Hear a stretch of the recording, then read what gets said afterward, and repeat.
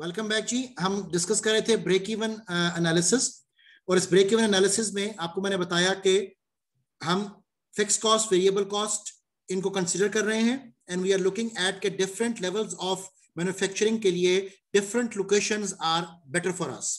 Okay, so it all is based upon कि आप जब डिसीजन मेकिंग कर रहे हो तो उस डिसीजन मेकिंग के लिए आपके मेजर कंसर्न्स वो क्या हैं, और उन मेजर कंसर्न्स को मद्देनजर रखकर आप एक ऐसा ऑप्टिमाइज्ड आउटकम क्रिएट कर पाओ जिस ऑप्टिमाइज्ड आउटकम में you are better able to materialize your benefits. Now importance of supply chain management की अगर हम बात करें तो cost savings and better coordination of resources are reasons to employ supply chain management. और हमारा मेन कंसर्न इसमें क्या होगा, जैसा आपको मैंने शुरू सेशन में बताया कि we have to reduce the bullwhip effect, which is the magnified reduction of safety stock costs based on coordinated planning and sharing of information. Okay, and then we have to focus upon collaborative planning, forecasting and replenishment activities, which are going to basically reduce the bullwhip effect and lead to better customer service, lower inventory cost, improved quality, reduced cycle time, better production methods and other benefits. तो ये तमाम concerns हैं जिन concerns को organizations को मद्देनजर रखना चाहिए when they have to think in terms of developing the supply chains. Now different operations जो हमारे इसमें involve होते हैं सप्लाई चेन नेटवर्क्स के हवाले से, that is basically demand management, जिसके बारे में हमें एग्जैक्टली पता होना चाहिए कि कस्टमर की नीड्स वांट्स क्या है और किस वॉल्यूम में दे वांट टू परचेज. इसके साथ फिर हम मैन्युफैक्चरिंग रिसोर्स प्लानिंग सिस्टम्स को इन्वॉल्व करते हैं, जिसको हम एमआरपी कहते हैं. और एमआरपी के दो वर्जन्स हमें टेक्निकली अवेलेबल हैं, MRP 1 and MRP 2. MRP 1 is material requirement planning और MRP 2 is manufacturing resource planning systems. इसके अलावा एंटरप्राइज रिसोर्स प्लानिंग सिस्टम, इन सबको यूज किया जाता है ऑपरेशंस की एनहांसमेंट के लिए और इस तरह का एनवायरनमेंट क्रिएट करने के लिए कि जिसमें इंफॉर्मेशन की एक्यूरेसी एंड ट्रांसपेरेंसी वो बहुत इंपॉर्टेंट हो. इसके अलावा जस्ट इन टाइम को हम यूज करेंगे. हम इंप्रूव करना चाहेंगे पुल इफेक्ट को in case of market information, और अपनी इन्वेंट्री को कम से कम करना चाहते हैं because we want to reduce the non value added cost of maintaining the excess of inventory. इसी के साथ साथ अपने ऑपरेशन एंड सप्लाई चेन को बेहतर करने के लिए we need to incorporate the total quality management principles, और टोटल क्वालिटी मैनेजमेंट प्रिंसिपल्स को इनकॉर्पोरेट करते हुए ऑब्वियसली फिर हमें क्वालिटी कंट्रोल, क्वालिटी एश्योरेंस, इन चीजों को भी मद्देनजर रखना है.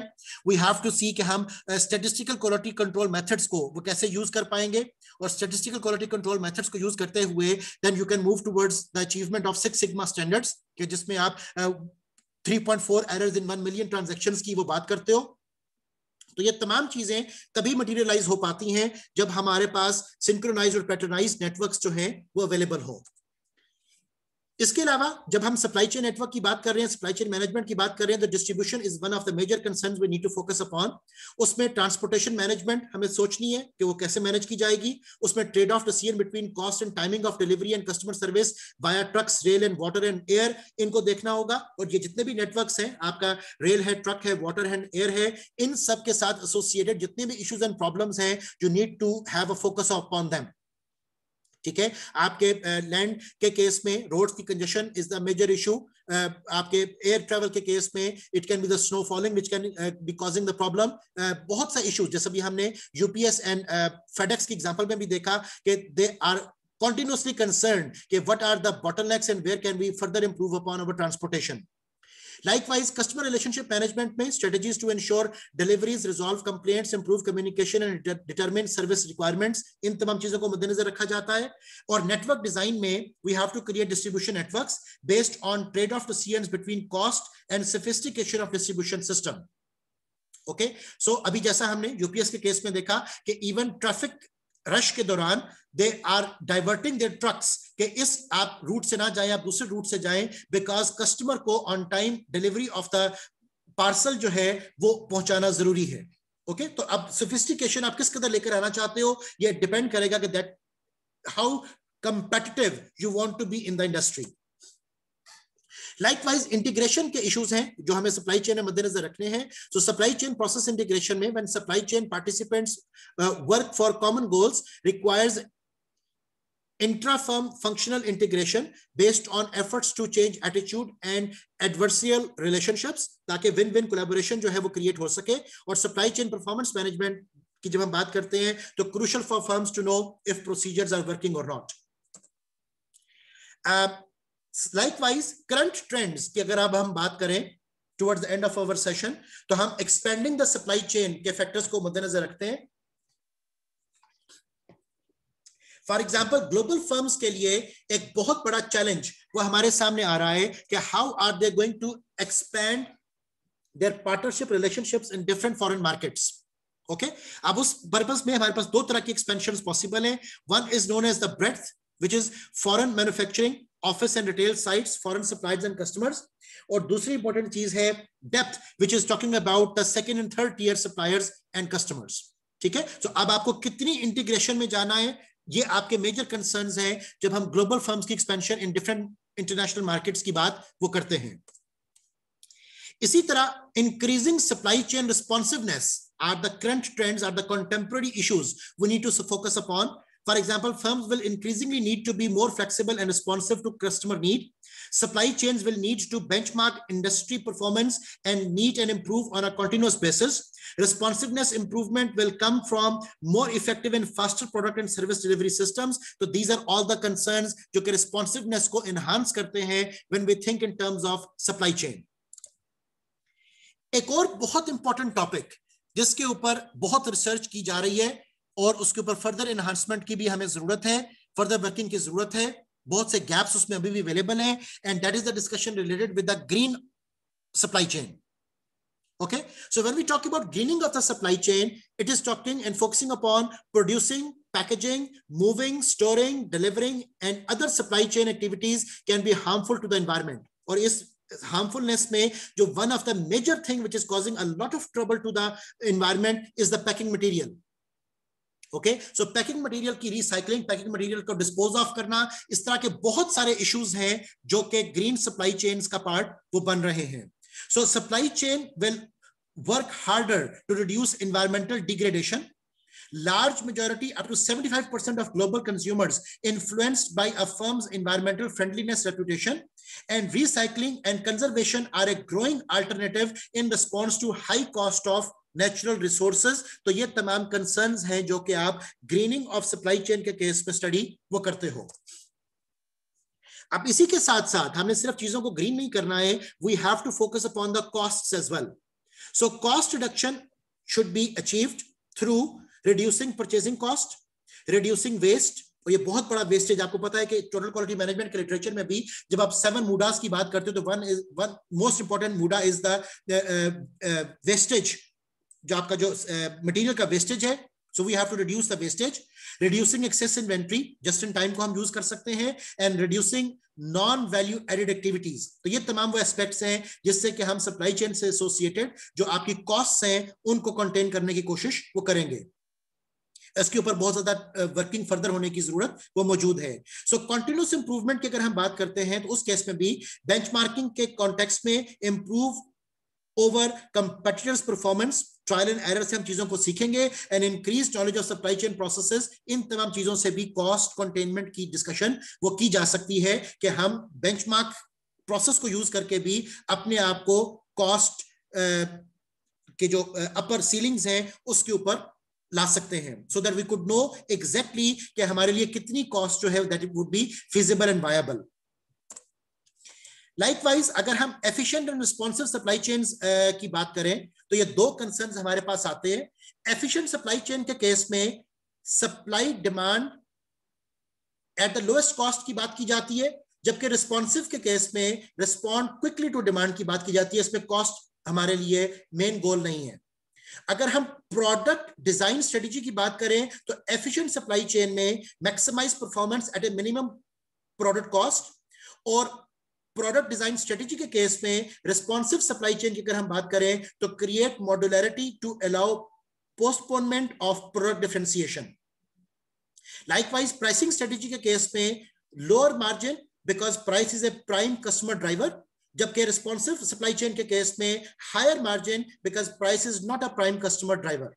मैन्युफैक्चरिंग के केस में लो कॉस्ट और रिस्पॉन्सिव के केस में मेंटेन कैपेसिटी फ्लेक्सिबिलिटी, जिसमें कि लीन मैन्युफैक्चरिंग का कॉन्सेप्ट जो है वो बहुत ज्यादा तेजी से इंट्रोड्यूस हो रहा है।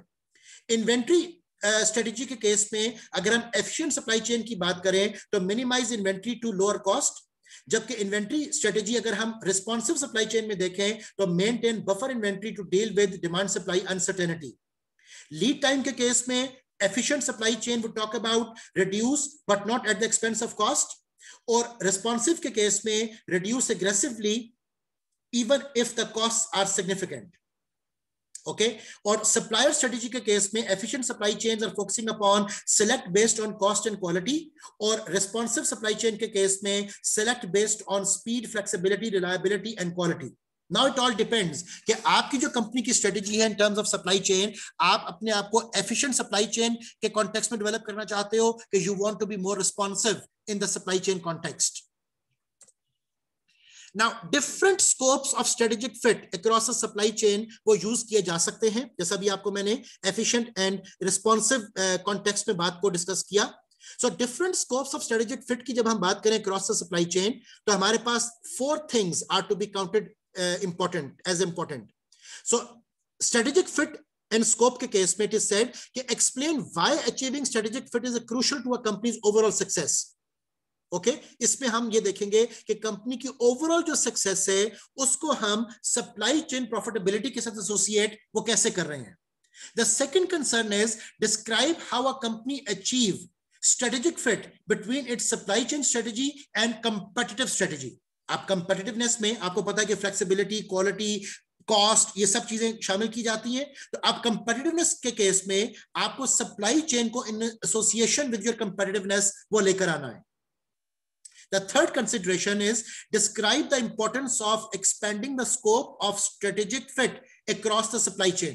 उसके बारे में आपका ऑथर लिखता है कि the scope of strategic fit refers to the functions and stages within a supply chain that coordinate strategy and target a common goal.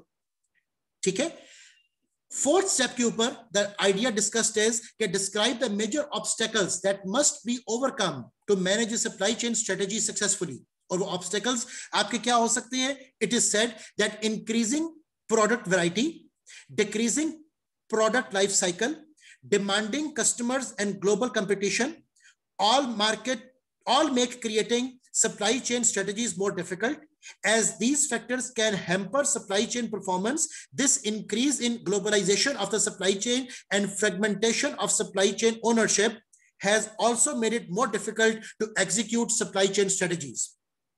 Okay, now if we summarize all these strategic aspects, तो हमारे पास जो major obstacles आ रहे हैं, they are number 1, increasing product variety, number 2, shrinking product life cycle, number 3, customer fragmentation, push for customization and segmentation, and number 4, fragmentation of supply chain ownership, and which are trends moving towards the globalization. तो इन तमाम चीजों को हमें अपने concerns में रखना है जब हम सप्लाई चेन एसोसिएशन को डेवलप कर रहे हैं with the strategic fit. Now there are certain drivers of supply chain performance. The first driver of supply chain performance is the facility, okay, the physical location, जिसमें के warehouse, distribution centre, service centre, retail operations, plants, ये सब शामिल हैं। The second driver of supply chain performance is inventory.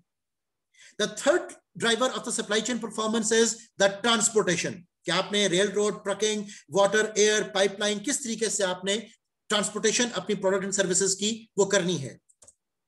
The fourth driver of supply chain performance is information, data and analysis concerning facilities, inventory, transportation, cost, prices, customers throughout the supply chain and likewise. इसी तरह sourcing, जिसमें कि आपने outsource करना है कि in house manufacturing करनी है। And the sixth driver of the supply chain performance is the pricing, कि how much a firm will charge for a goods and services that it makes available in the supply chain. Okay, तो आपका जो pricing technique और pricing strategy है, that is the sixth driver of supply chain performance. अब आपके जो तमाम drivers हैं सप्लाई चेन परफॉर्मेंस के, they are to be in association with one another. The facility with inventory, with transportation, with pricing, the sourcing and the information. ये तमाम के तमाम drivers, they are to be in synchronization, because जब तक ये आपस में synchronization में नहीं होंगे, आप सप्लाई चेन इफेक्टिवनेस हासिल वो नहीं कर पाओगे, and you will be getting confused कि either you are going to be more effective और efficient or you are going to be more responsive.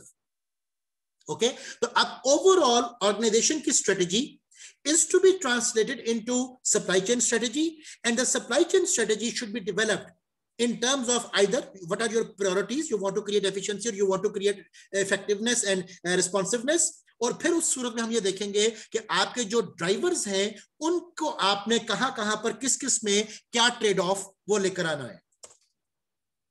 अब सप्लाई चेन चैलेंजेस की जब हम बात करते हैं तो सप्लाई चेन चैलेंजेस में I am just going to discuss with you the main concerns, details आप पढ़ लीजिएगा बाद में. सो सप्लाई चेन चैलेंजेस में we have customer service, we have cost control, we have planning and risk management, we have supplier partnership relationships, and we have obviously the right talent which should be necessary for managing all these operations. So these are the main challenges जो कि supply chain networks में हमें मद्देनजर रखने पड़ते हैं. So supply chain challenges में, in addition to what I have just discussed with you, increasing product variety and shrinking life cycle, as I told you earlier, globalization इसके issues हैं, आपके फ्रेगमेंटेड सप्लाई चेन ओनरशिप्स है, आपके environmental sustainability के problems है, आपके technology and business environment के issues है. इन सबको भी हमें मद्देनजर वो रखना पड़ेगा जब हम right set of supply chain and value chain creation की बात वो करेंगे. अब अगर हम मॉडर्न कॉन्टेक्स्ट में देखें तो supply chain management issues and solutions कुछ हमारे पास अवेलेबल है. फॉर एग्जांपल, अगर हमारा problem is distribution network configuration, तो उसके लिए हमें जो प्रॉब्लम सॉल्विंग अप्रोच यूज करनी पड़ेगी that would be network flow optimization. अगर हमारा issue and problem is inventory control, तो हमें प्रॉब्लम सॉल्विंग अप्रोच यूज करनी पड़ेगी फोरकास्टिंग एंड इन्वेंट्री मैनेजमेंट. अगर हमारा कंसर्न इज सप्लाई कॉन्ट्रैक्ट्स, तो हमारा प्रॉब्लम सॉल्विंग अप्रोच होगा ग्लोबल ऑप्टिमाइजेशन. अगर हमारा कंसर्न इज डिस्ट्रीब्यूशन स्ट्रेटजीज, तो हमारा प्रॉब्लम सॉल्विंग अप्रोच होगा warehousing and transportation cost. अगर हमारा concern is supply chain integration, तो हमारा प्रॉब्लम सॉल्विंग अप्रोच होगा collaborative planning, forecasting and replenishment, CPFR systems. अगर हमारा concern is outsourcing and procurement strategies, तो हमारा कंसर्न होगा managing risk, pay off trade offs with outsourcing versus buying. ठीक है, हम इस डिसीजन को करेंगे कि either we have to make it ourself or we have to get it done by someone else. अगर हम information technology and decision support systems के उलझनों में हैं, तो we have to establish ERP implementation and decision support system, जिसके जरिए हम ज्यादा ऑप्टिमाइज्ड अपना फैसला वो कर पाएंगे. और अगर हम कस्टमर वैल्यू को लेकर आना चाहते हैं, तो कस्टमर वैल्यू के लिए जो प्रॉब्लम सॉल्विंग अप्रोच हमें यूज करनी पड़ेगी that would be statistical process control, जिसमें कि total quality management and service level maximization के जो इश्यूज हैं, these are to be executed and highlighted. Supply chain management के हवाले से कुछ बेस्ट प्रैक्टिसेस मैं आपसे डिस्कस कर रहा हूं, and the best practices we have are just in time, benchmarking, kanban, lean production, material requirement planning, MRP1. आपको मैंने बताया उसके 2 हमारे पास मॉड्यूल्स अवेलेबल है, MRP1 और MRP2. Then total quality management, electronic data interchange, forecasting, उसके बाद आपकी इन्वेंटरी से related ABC classification, enterprise resource planning, international organization for standardization ISO की सर्टिफिकेशंस जो हैं उसके बारे में बहुत डिस्कशन की जाती है. आपको ISO 14000 करना है, 18000 हासिल करना है, 9000 2000 वर्जन आपको रिक्वायर्ड है. सो उस स्टैंडर्डाइजेशन के हवाले से आपकी वर्किंग जो है that is the best practice. Outsourcing के इश्यूज हैं, warehouse management is a major concern, total productive maintenance TPM इसको हम डिस्कस करते हैं, real time inventory control systems इनको यूज किया जाता है, route optimization that is one of the major things associated with the courier services as well, distribution resource planning DRP, inventory cycling and cycle counting, आपका manufacturing resource planning इनके बारे में जिक्र किया जाएगा, सप्लायर क्वालिफिकेशन सिस्टम्स इनको elaborate किया जाता है. So these are the best practices जो कि सप्लाई चेन के हवाले से मुख्तलिफ तौर पर मुख्तलिफ ऑर्गेनाइजेशंस के साथ एसोसिएटेड वो मौजूद हैं. अब हमारे पास जो इवॉल्विंग ट्रेंड्स हैं, those evolving trends are talking about more structured data. ठीक है, सप्लाई चेन मैनेजमेंट के ऊपर बेशुमार रिसर्च ऑलरेडी हो चुकी है, बेशुमार एस्पेक्ट्स पर लोग बेपनाह डेवलप अपने आप को कर चुके हैं. तो अब हमें यह देखना है कि इस वक्त गुंजाइश कहां पर है डेवलपमेंट की. तो जो गुंजाइश है सप्लाई चेन मैनेजमेंट के डेटा से रिलेटेड में, that is in relation with the volume, velocity and variety. Okay, और इन 3 वीज को इनकॉर्पोरेट करने के लिए, वॉल्यूम, वेलोसिटी एंड वैरायटी को इनकॉर्पोरेट करने के लिए हमें बेपनाह काम करने की जरूरत है ऑन स्ट्रक्चर्ड डेटा। और स्ट्रक्चर्ड डेटा के केस में अगर आप towards the left side of the diagram देखो तो यहां पर हमें सीआरएम ट्रांजैक्शन डेटा चाहिए, हमें एक्यूरेट डिमांड फोरकास्ट चाहिए, हमें ट्रांसपोर्टेशन कॉस्ट की एक्यूरेसी चाहिए, हमें ओरिजिनेशन एंड डेस्टिनेशन के बारे में कंप्लीट इंफॉर्मेशन का पता होना चाहिए। So they are all the things जो कि ईआरपी ट्रांजैक्शन डेटा के मेन आपके एस्पेक्ट्स में शामिल वो होता है। जो आप स्ट्रक्चर्ड डेटा से सेमी स्ट्रक्चर्ड और अनस्ट्रक्चर्ड डेटा की तरफ मूव करो तो we are actually talking about RFID systems, जिसमें कि बारकोड स्कैनिंग और ये सब कुछ इन्वॉल्व हो जाएगा। देन मशीन जनरेटेड डेटा, जिसमें कि आपके वेब लॉग्स, आपका वेदर डेटा, आपका सेल सेंटर लॉग्स, ये सब कुछ इन्वॉल्व हो जाता है। And then totally unstructured data जो है that is talking about internet things sensing, जिसमें कि आपके ट्विटर फीड्स हैं, आपके ब्लॉग्स एंड न्यूज हैं, आपके ईमेल रिकॉर्ड्स हैं। सो ये आपके तमाम ट्रेंड्स हैं कि जिनको हम विजुअलाइज करते हैं इन terms of structured and unstructured data के कॉन्टेक्स्ट में। हमारा मोटिव क्या है? हमारा मोटिव है वॉल्यूम, वेलोसिटी एंड वैरायटी। और इस वॉल्यूम, वेलोसिटी एंड वैरायटी को लेकर आने के लिए हमें पुश एंड पुल स्ट्रेटजीज को यूज करना है, हमें डायरेक्ट टू कस्टमर होना है, बिकॉज जितने ज्यादा आप इंटरमीडिएरीज रिमूव करोगे उतना आप बेहतर कस्टमर डिलीवरी वो दे पाओगे। इसी तरह स्ट्रेटेजिक अलायंसेस, जॉइंट वेंचर्स, ये एक बहुत बड़ी डोमेन आपके सामने अवेलेबल है। मैन्युफैक्चरिंग पोस्टपोनमेंट, इसको देखना है बेस्ड अपॉन के डिमांड एंड सप्लाई सिचुएशन वो कैसी है। डायनामिक प्राइसिंग को यूज करना है और ई प्रोक्योरमेंट के फैसिलिटी को यूज करना है न्यू एंड इवॉल्विंग ट्रेंड्स के तौर पर, ताकि हम बेहतर आउटकम्स को हासिल वो कर सके। सो बेसिकली इसमें बेशुमार फर्दर डेवलपमेंट की हमें जरूरत है, जिसमें कि हम ये देख पाए कि value creation, value capturing, value facilitation, इन तमाम चीजों को हम ज्यादा बेहतर से बेहतर तौर पर कैसे अडॉप्ट कर सकते हैं। कस्टमर वो भी सेटिस्फाइड हो, ऑर्गेनाइजेशंस वो भी अपनी प्रोडक्टिविटी, प्रॉफिटेबिलिटी एंड सेटिस्फेक्शंस को अचीव करें, और ओवरऑल जो एक एनवायरनमेंट है वो डेवलपमेंट की तरफ वो जा सके। So that is our main concern, जो मैंने मुख्तलिफ अंदाज में आपके साथ डिस्कस करने की कोशिश की कि सप्लाई चेन के साथ और वैल्यू चेन के साथ क्या क्या चीजें एसोसिएटेड है। यहां पर हमारा डिस्कशन टाइम वो खत्म होता है। जज़ाकल्लाह खैर फॉर टुडे, सी यू इंशाल्लाह नेक्स्ट टाइम।